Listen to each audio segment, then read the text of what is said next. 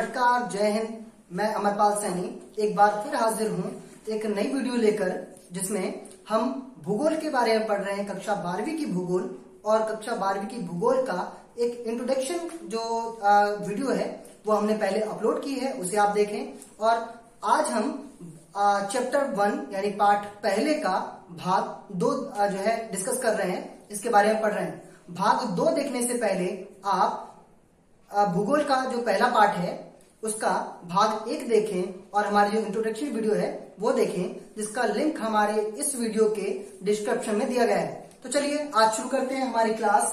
भूगोल जो कक्षा 12वीं की है हम पढ़ रहे हैं, और कक्षा 12वीं की भूगोल की पहली किताब मानव भूगोल के मूल सिद्धांत, उस किताब का पहला पाठ, पहला चैप्टर मानव भूगोल हम पढ़ रहे हैं। मानव भूगोल, प्रकृति एवं विषय क्षेत्र, और ये इस चैप्टर का, इस पाठ का भाग 2 है।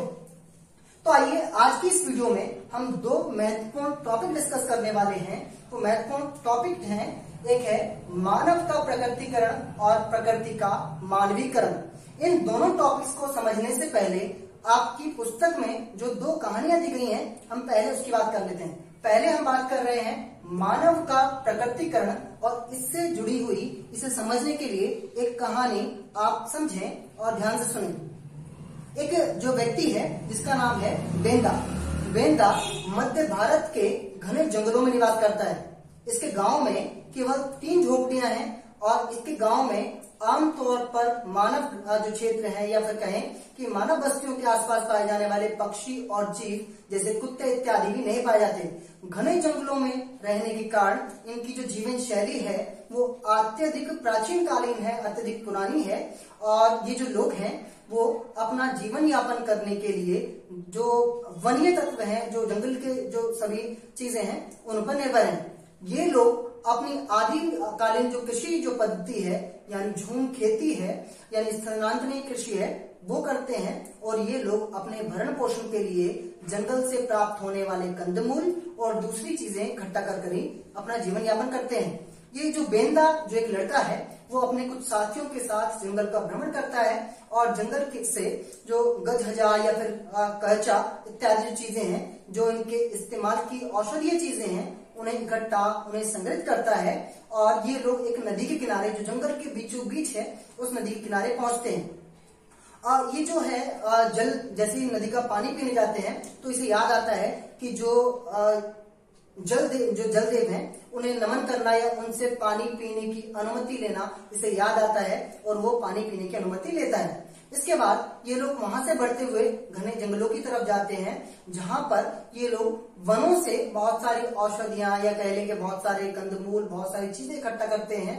और ऐसा करने के लिए ये वन देवता को भी, यानी जो वन देवता है, उन्हें भी निवेदन करते हैं कि वो इन पौधों की पत्तियां या उन पौधों के जो हिस्से हैं वो लेने की अनुमति इन लोगों को दें। इस तरह की जो जीवन शैली बेंदा और इसके साथ निवास करने वाले लोगों की है, जो कि जंगलों में, अत्यधिक घने जंगलों में निवास करते हैं। इसके बाद जब ये लोग जंगलों में वो चीजें इकट्ठी कर रहे होते हैं, इन्हें दूर से किसी के आने की आहट सुनाई देती है, और इन्हें ये पता लग जाता है कि कोई जंगलों से बाहर का व्यक्ति जंगलों में प्रवेश कर गया है, और ये उस आहट को, उस आवाज को सुनकर घने जंगलों में भाग जाते हैं। ये लोग प्रकृति को, यानी कि वनस्पतियों को और वन क्षेत्रों को अपना सब कुछ मानते हैं, और ये मानते हैं कि वनस्पति यानी जो वन है वो इनके जीवन को सब कुछ देने वाले दाता हैं, और ईश्वर के रूप में ये लोग प्रकृति को मानते हैं।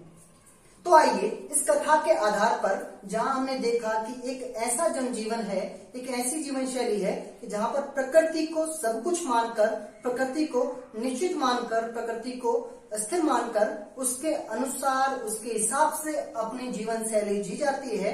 और इस तरह की जीवन शैली का बोध इस कहानी में होता है, जो कि आपकी पाठ्य पुस्तक में दी गई है, आपकी किताब में दी गई है। तो यहाँ हम समझें अब मानव का प्रकृतिकरण।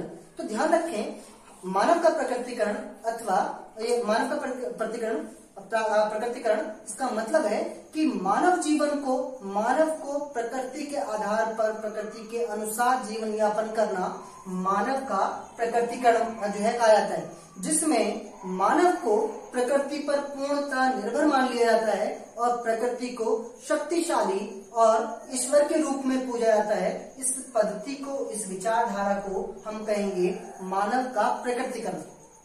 तो चलिए, एक तरफ तो ये कहानी रही कि जहां पर मानव पूर्ण रूप से प्रकृति पर निर्भर हो, प्राकृतिक तत्वों पर निर्भर हो और उसका जीवन प्रकृति के अनुसार चलता हो, प्रकृति में कोई परिवर्तन ना करके, प्रकृति में कोई छेड़खानी ना करके, जिस तरह की प्रकृति है उसी अनुसार अपनी गतिविधियां, अपनी कार्यशैलियां निर्धारित की जाती हो, उसे हम कहेंगे मानव का प्रकृतिकरण, यानी मानव को पूर्ण रूप से प्रकृति के अनुसार चलना, उसके हिसाब से अपना जीवन यापन करना।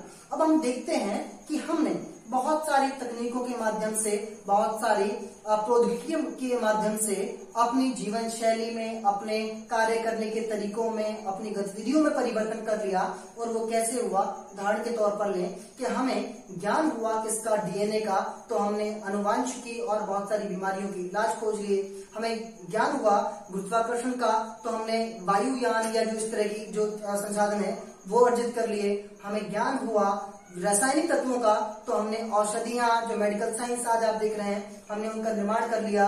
तो इस तरह क्या है कि हम दूसरी जो बात करें, एक तरफ है मानव का प्रकृतिकरण, यानी कि मानव को कमजोर मानकर, प्रकृति को पूर्णतः शक्तिशाली मानते हुए, ईश्वर मानते हुए हम जब पूर्णतः प्रकृति पर निर्भर हो जाते हैं तो इसे कहा जाता है क्या? मानव का प्रकृतिकरण। दूसरी तरफ हम बात करें प्रकृति का मानवीकरण। तो चलिए, प्रकृति के मानवीकरण से जुड़ी हुई भी आपके पास एक कहानी जो दी गई है, जो केवल समझने के लिए है कि प्रकृति का मानवीकरण क्या है। वहां हम समझें कि भाई प्रकृति का मानवीकरण, एक कहानी दी है कैरी एक ऐसी महिला है जो कि शायद इंग्लैंड में कहीं रहती है, किसी शहर में, जो कि शहर बहुत ज्यादा ठंडा और बर्फीला क्षेत्र है।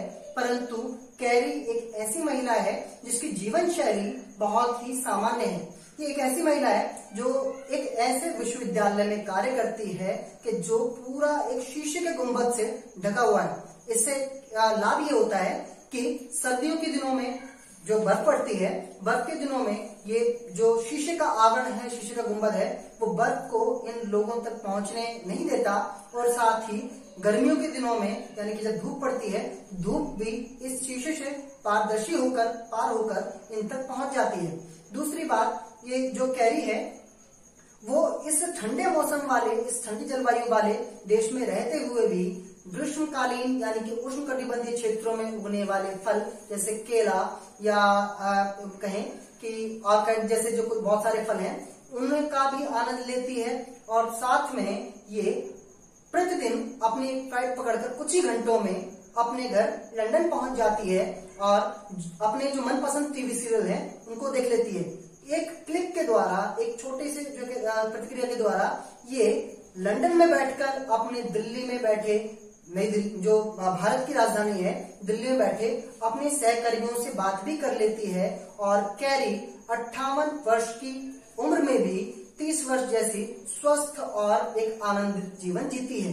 तो यहाँ हम देख पा रहे हैं इस कहानी में कि एक महिला जिसकी जीवन शैली, जिसकी गतिविधियां प्रकृति पर निर्भर नहीं है, परंतु प्रकृति को पूर्णतः मानव गतिविधियों, मानव आवश्यकताओं और मानव की जरूरतों के अनुसार ढाल दिया गया है, उसमें परिवर्तन कर दिया गया है। और यहाँ हम इस कहानी के माध्यम से समझें प्रकृति का मानवीकरण। तो दोनों चीजें एक साथ लेकर चले, जहां पर हमने जो है बेंदा की बात की, जहां पर हमने समझा मानव का प्रकृतिकरण, कि जब मानव को स्थिर मानकर, मानव को प्रकृति पर निर्भर मानकर, प्रकृति को शक्तिशाली और प्रकृति को ईश्वरीय रूप में मानकर पूरी जीवन शैली, पूरी गतिविधियां, पूरी मानव प्रतिक्रियाएं प्रकृति पर निर्भर हों, प्रकृति पर आधारित हों, तो उसे हम बोलेंगे मानव का प्रकृतिकरण। और प्रकृति का मानवीकरण, यानी कि जब प्रकृति को किसी भी तरह कुछ भी करके मानव क्रियाओं के लिए, मानव गतिविधियों के लिए लाभकारी बना लिया जाए, उपयोगी बना लिया जाए, इसे कहा जाएगा प्रकृति का मानवीकरण। यानी प्रकृति में तोड़ मरोड़ करके, प्रकृति की अनिश्चितताओं को खत्म करके प्रकृति को अपने अनुसार ढाल लेना, प्रकृति को अपनी आवश्यकताओं अनुसार इस्तेमाल करना कहलाएगा प्रकृति का मानवीकरण। एक तरफ मानव का प्रकृतिकरण और दूसरी तरफ प्रकृति का मानवीकरण। यही आप एक और बात समझें, यहाँ एक तरफ इसे हम कहते हैं मानव के प्रकृतिकरण को, जो दूसरा नाम आता है वो है इसका पर्यावरणीय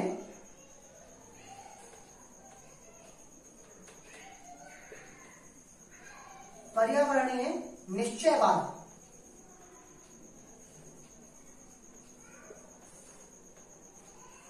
पर्यावरणीय निश्चयवाद। हम ध्यान रखें, मानव के प्रकृतिकरण को हम पर्यावरणीय निश्चयवाद भी कहते हैं। पर्यावरणीय निश्चयवाद का मतलब कि जहां पर पर्यावरण को निश्चित मानकर, पर्यावरण को स्थिर मानकर उसके अनुसार मानव गतिविधियां की जाए, उसके अनुसार कार्य किया जाए, तो वो कहलाता है पर्यावरणीय निश्चयवाद। और जब प्रकृति को अपने अनुसार, अपनी आवश्यकताओं के अनुसार उसमें तोड़ मरोड़, उसमें परिवर्तन, उसमें जितने भी चेंजेस करने हो, इसे संभव बना लिया जाता है, तो इस विचारधारा को कहा जाता है संभववाद।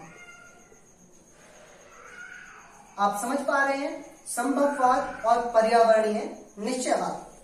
एक ऐसा काल, एक ऐसा युग कि जहां पर मानव जीवन, मानव गतिविधियां, मानव क्रियाएं पूर्ण रूप से प्रकृति पर निर्भर थी, प्रकृति को, पर्यावरण को निश्चित मान लिया गया था, वो अवधि थी पर्यावरणीय निश्चयवाद कि जहां पर पर्यावरण को निश्चित मान लिया जाए। और जहां पर प्रकृति को, जहां पर पर्यावरण को मानव आवश्यकताओं के लिए अधिक से अधिक उसमें परिवर्तन कर पाना संभव बना लिया जाए, उसे अपने अनुसार ढाल लिया जाए, उसे अपने अनुसार इस्तेमाल किया जाए, इसे हम कहेंगे संभववाद। लेकिन इन दोनों के बाद जब ये चिंता उत्पन्न हुई कि हमने बहुत जल्दबाजी करते हुए प्रकृति को अपने अनुसार ढालना शुरू किया, जिससे प्रकृति को और पर्यावरण को बहुत ही ज्यादा नुकसान हुआ, फिर चिंता यह उत्पन्न हुई कि अगर ऐसा ही चलता रहा तो इससे क्या होगा, प्रकृति, पर्यावरण और जो भौतिक भूगोल है वो पूर्णतः पूरी तरह नष्ट हो जाएगा।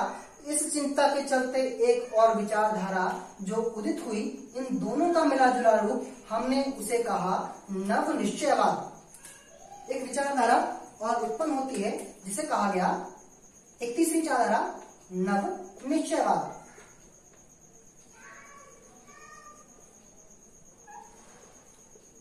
नव निश्चयवाद, या फिर इसे हम दूसरे नाम से जानते हैं रुको और जाओ निश्चयवाद।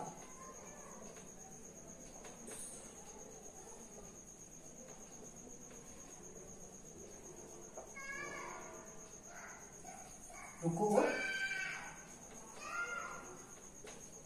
जाओ निश्चयवाद।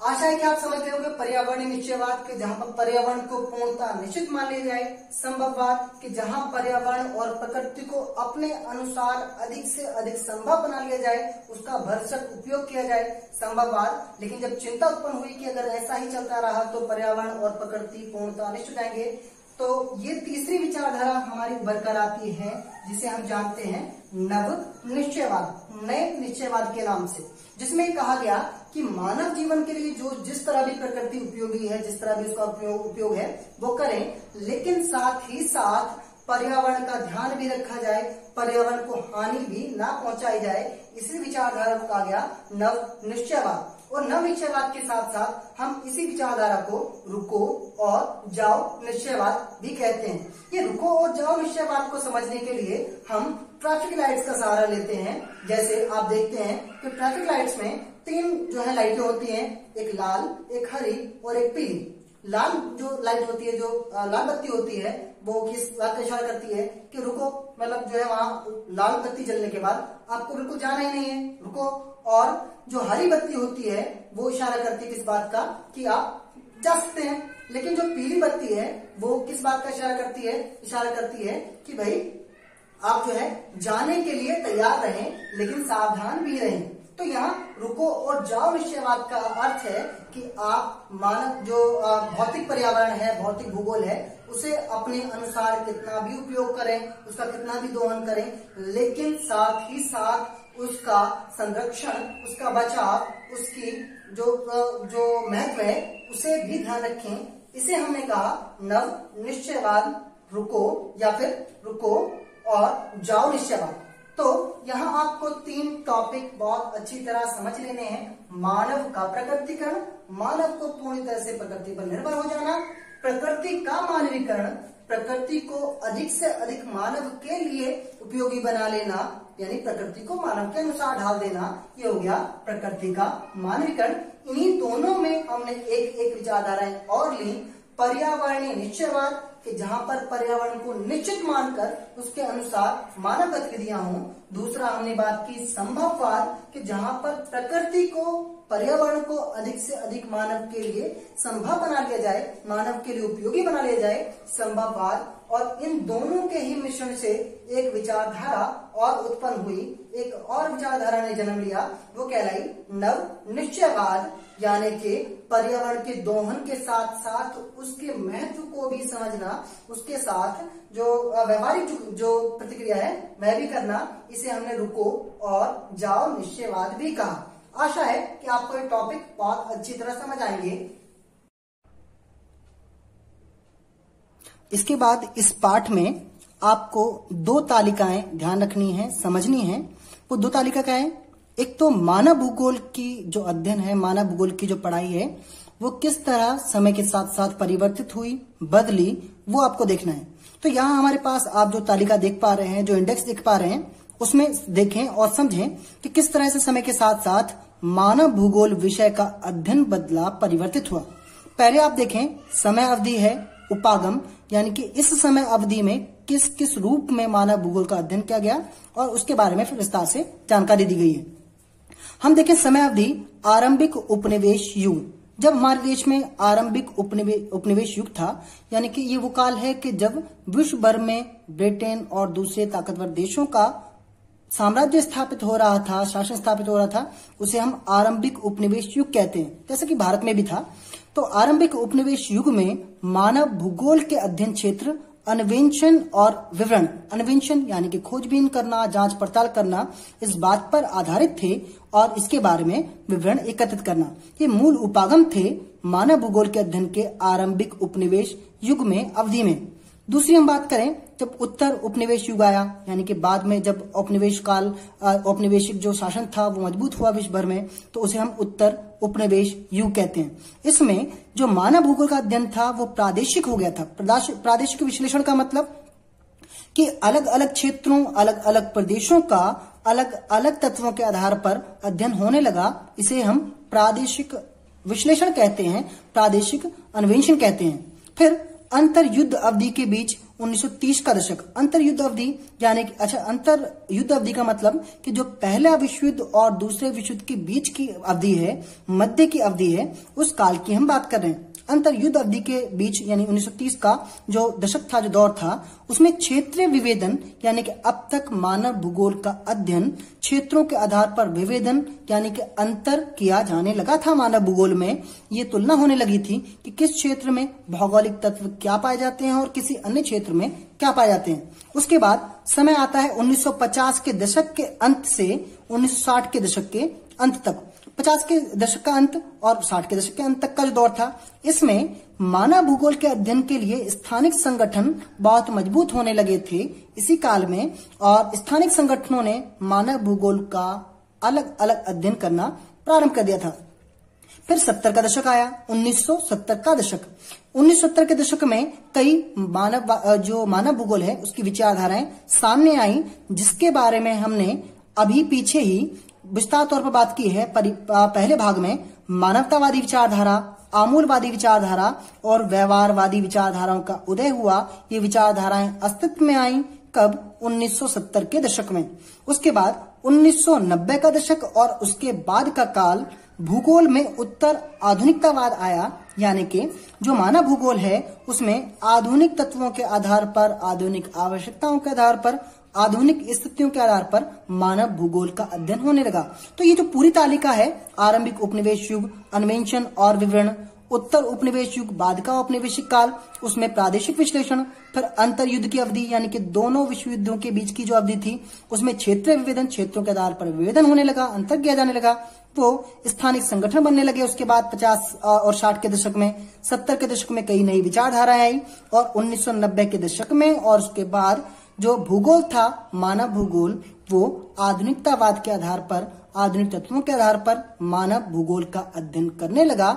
ये सभी चीजें हमें बताती हैं कि किस तरह से मानव भूगोल का अध्ययन समय के साथ परिवर्तित हुआ, समय के साथ बदला। आपके इसी अध्याय में जो दूसरा एक तालिका, एक इंडेक्स दी गई है जिसको आपको समझना है, इसमें हमें बताया गया है कि हमारे मानव भूगोल विषय में कौन कौन से भूगोल के क्षेत्र हैं और उसमें उपक्षेत्र। क्षेत्र और उपक्षेत्र होने का मतलब कि हम भूगोल को कितने रूपों में पढ़ते हैं, कितने खंडों में, कितने भागों में पढ़ते हैं, वो चीजें हमें यहाँ समझाई गई हैं। एक नजर में समझ लें ये चीजें, और समझनी भी बहुत जरूरी है। तो देखें, हमारे पास मानव भूगोल के क्षेत्र, मानव भूगोल को हम किस किस रूप में पढ़ते हैं और उस क्षेत्र में कौन कौन से उपक्षेत्र आते हैं वो हम समझ लें, और उन उपक्षेत्रों से जुड़े हुए और कौन से विषय और कौन से टॉपिक जो जुड़े हुए हैं उनको हमें यहाँ समझना है। तो हम देखें कि मानव भूगोल को हम प्रमुख रूप से कितने क्षेत्रों में पढ़ते हैं। तो पहले हमारे पास है सामाजिक भूगोल, नगरीय भूगोल, राजनीतिक भूगोल, जनसंख्या भूगोल, आवास भूगोल और आर्थिक भूगोल। जैसा कि आप इनके नामों से ही समझ पाएंगे, पहले हम देखते हैं कि मानव भूगोल का जो सबसे बड़ा क्षेत्र है वो है सामाजिक भूगोल। सामाजिक भूगोल के जो उपक्षेत्र हैं यानी सामाजिक भूगोल, जहां हम सामाजिक के बारे में बहुत कुछ पढ़ते हैं, उसके उपक्षेत्र आते हैं यानी सामाजिक भूगोल के अंग हैं, उसके अंश हैं। क्या क्या चीजें? व्यवहारवादी भूगोल, व्यवहार के बारे में हम इसी खंड में पढ़ते हैं। सामाजिक कल्याण का भूगोल, समाज कल्याण की नीतियां, समाज कल्याण की योजनाएं क्या क्या होती हैं, हम यही पढ़ते हैं। अवकाश का भूगोल, जो रिक्तियां हैं भूगोल में, जो उपखंड हैं भूगोल में, जो कह सकते हैं कि जो ब्लैंक्स हैं भूगोल में, वहां हम इसी के बारे में पढ़ते हैं। सांस्कृतिक भूगोल के बारे में, विभिन्न संस्कृतियों के बारे में, विभिन्न समाजों के बारे में हम यही पढ़ते हैं। लिंग भूगोल, लिंग यानी कि स्त्रीलिंग और पुल्लिंग, जो लिंग अनुपात पूरे विश्व में है, वो सामाजिक भूगोल का ही एक अंश है, उसका ही एक खंड है। ऐतिहासिक भूगोल, इतिहास के बारे में भी पढ़ना, भूगोल में का इतिहास क्या रहा है और मानव समाज का, मानव जीवन का इतिहास क्या रहा, वो भी इसी का सामाजिक भूगोल का ही एक उपखंड है, उसका एक उपक्षेत्र है। और चिकित्सा भूगोल के बारे में भी हम यहीं इसी उपखंड में पढ़ते हैं, सामाजिक भूगोल में। इस तरह मानव भूगोल का जो एक क्षेत्र है सामाजिक भूगोल, उसमें हमने देखा कि बहुत सारे उपक्षेत्र हैं और उनसे ही जुड़ी हुई कुछ चीजें, सामाजिक विज्ञान यानी कि समाज शास्त्र, समाज को जानना, समाज को समझना, मनोविज्ञान, मनोविकृतियां, मनोदशाओं को समझना, व्यक्ति के व्यवहार को समझना, कल्याण अर्थशास्त्र, कल्याणकारी योजनाएं, कल्याणकारी प्रयोजन क्या हो सकते हैं, उनके बारे में अध्ययन करना। समाज शास्त्र यानी कि समाज शास्त्र जुड़ा हुआ है किससे? अवकाश के भूगोल से। समाज की विभिन्न गतिविधियों के बारे में अध्ययन करना। सांस्कृतिक भूगोल का एक खंड मानव विज्ञान भी है कि मानव के बारे में अध्ययन करना, मानव गतिविधियों के बारे में अध्ययन करना। लिंग भूगोल में समाज शास्त्र का भी इसका एक संबंधित है, मानव भूगोल भी इससे संबंधित है, मानव विज्ञान। और महिला अध्ययन भी लिंग भूगोल से ही संबंधित है। फिर ऐतिहासिक भूगोल, जिसे हम इतिहास के रूप में पढ़ते हैं, हिस्ट्री के रूप में पढ़ते हैं। और चिकित्सा भूगोल, जिसे हम महामारी विज्ञान के बारे में, चिकित्सा विज्ञान के रूप में हम पढ़ते हैं। वो सभी सामाजिक भूगोल के उपक्षेत्र और उससे संबंधित विभिन्न अनुशासक जो तत्व हैं वो सभी हैं। फिर हम बात करते हैं नगरीय भूगोल, जो कि मानव भूगोल का एक अन्य महत्वपूर्ण क्षेत्र है। नगरीय भूगोल में उपक्षेत्र इसका कुछ भी नहीं है, और जहां पर हम नगरीय अध्ययन करते हैं और नगरों के नियोजन का विस्तार पूर्वक अध्ययन करते हैं। फिर आता है हमारा राजनीतिक भूगोल। राजनीतिक भूगोल में निर्वाचन इत्यादि जो प्रणालियां पूरे विश्व में प्रचलित हैं उनके बारे में पढ़ाया जाता है, और सैन्य भूगोल के बारे में पढ़ाया जाता है। तो राजनीतिक भूगोल, क्योंकि राजनीतिक ताकतें, राजनीतिक शक्तियां सैन्य बल पर निर्भर होती हैं, सैन्य बल पर आधारित होती हैं, इसलिए राजनीतिक भूगोल के दो क्षेत्र हैं, निर्वाचन भूगोल और सैन्य भूगोल। इन्हीं से संबंधित विषय हैं राजनीतिक विज्ञान, जो राजनीतिक भूगोल का ही एक अंश है, सैन्य विज्ञान और राजनीतिक भूगोल का ही एक अंश है। फिर आप देखते हैं मानव भूगोल का एक अन्य जो क्षेत्र है वो है जनसंख्या भूगोल। जनसंख्या भूगोल का उपक्षेत्र कोई नहीं है, लेकिन इससे संबंधित एक विषय है जननांक जननांक मतलब जनसंख्या का अंक, जनसंख्या की तादाद कितनी है, वो सभी अध्ययन का क्षेत्र है जनसंख्या भूगोल। आवास भूगोल यानी निवास स्थान के रूप में, आवास के रूप में अध्ययन करना, इसका उपक्षेत्र तो कुछ नहीं है, लेकिन संबंध जो इसका विषय है नगर निर्माण, नियोजन इत्यादि प्रणालियां के बारे में अध्ययन करना, पढ़ना, ये इसका जो है कह सकते हैं संबंधित भाग है। फिर हमारे पास है आर्थिक भूगोल। आर्थिक भूगोल के बहुत सारे उपक्षेत्र हैं, जिसमें आप संसाधन भूगोल, विभिन्न संसाधनों के बारे में हम अध्ययन करते हैं। कृषि भूगोल, कृषि भूगोल एक कृषि जो है गतिविधि, वो एक आर्थिक क्रिया है, महत्वपूर्ण क्रिया है, इसके बारे में अध्ययन करते हैं। उद्योग भूगोल, उद्योग के बारे में अध्ययन करते हैं। विपणन यानी व्यापार के बारे में हम अध्ययन करते हैं। पर्यटन भूगोल, जो टूरिज्म एक महत्वपूर्ण आर्थिक गतिविधि है, उसके बारे में अध्ययन करते हैं। और अंतर्राष्ट्रीय व्यापार का भूगोल, यह भी एक महत्वपूर्ण आर्थिक गतिविधि है, इसलिए आर्थिक भूगोल क्षेत्र में ये सभी उपक्षेत्र आते हैं। और इससे संबंधित जो विषय है आर्थिक भूगोल, अर्थशास्त्र, हम जैसा आप पढ़ते हैं समझते हैं, अर्थशास्त्र जो विषय है वो आर्थिक भूगोल का एक विषय है। संसाधन अर्थशास्त्र, जिसमें संसाधनों के बारे में विस्तार से अध्ययन किया जाता है। कृषि भूगोल से जुड़ा हुआ है कृषि विज्ञान। उद्योग भूगोल से जुड़ा हुआ है औद्योगिक अर्थशास्त्र। विपणन से जुड़ा हुआ है व्यावसायिक अर्थशास्त्र और वाणिज्य यानी कि व्यापार। और पर्यटन भूगोल से जुड़ा है आपका पर्यटन और यात्रा प्रबंधन इत्यादि। अंतर्राष्ट्रीय व्यापार का भूगोल जुड़ा हुआ है अंतर्राष्ट्रीय व्यापार से। अब इस तालिका को देखने के बाद आप समझ पाएंगे कि आप आर्ट्स जो स्ट्रीम में या फिर कहें कि समाजशास्त्र के रूप में जितने भी विषयों का अध्ययन करते हैं, वो सभी विषय, चाहे राजनीतिक विज्ञान हो, चाहे समाजशास्त्र हो, चाहे अर्थशास्त्र हो, चाहे इतिहास हो, इस सभी विषयों का जो मूल आधार है वो मानव भूगोल है। उस सब का बेस जो है वो मानव भूगोल है। वह इसी विषय से निकलकर ये सभी विषय उप विषयों के रूप में और अलग अलग टॉपिकों के रूप में बनते हैं, जिसके बारे में आपने 11वीं में भी अध्ययन किया था। मानव भूगोल को अध्ययन करने से पहले, उसके महत्व को समझने से पहले हमें यह जानकारी होनी चाहिए कि हम जो अन्य विषय पढ़ रहे हैं वो भी कहीं ना कहीं मानव भूगोल का ही हिस्सा है, मानव भूगोल का ही अंश है। ये हमारा इस भाग के साथ चैप्टर 1 हमारी पहली बुक का पूरा हो जाता है। इस वीडियो को आप देखें और समझें, साथ ही साथ इस चैप्टर की इसी किताब की अगली वीडियोस, अगले चैप्टर्स आपको मिलते रहेंगे। धन्यवाद। जय हिंद। नमस्कार।